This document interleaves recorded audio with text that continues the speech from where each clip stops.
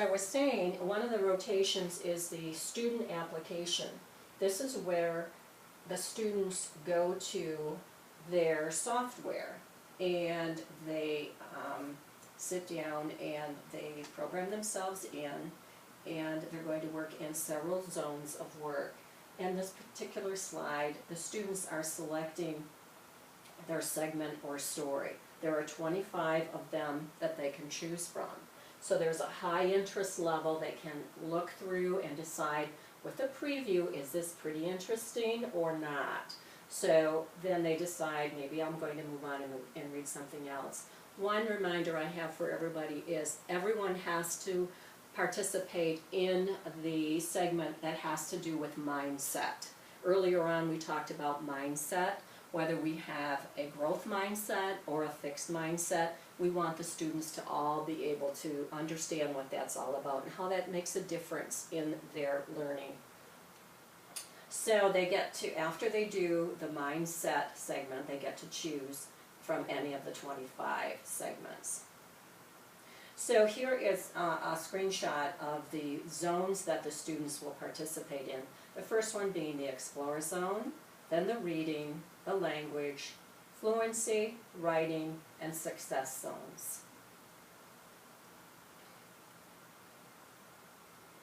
After they have completed an opportunity to work in the software zone, or excuse me, the software application, they will also be participating in independent reading.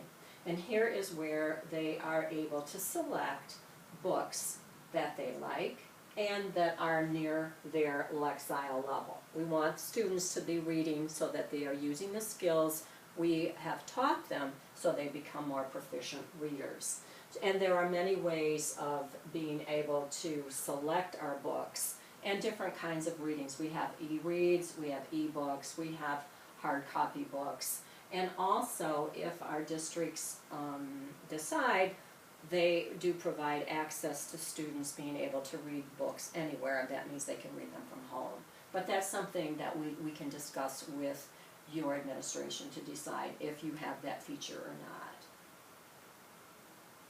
So here at the bottom of the screen, we can see they can select an audiobook, paperback, ebook, audiobook, and e-read, as I said.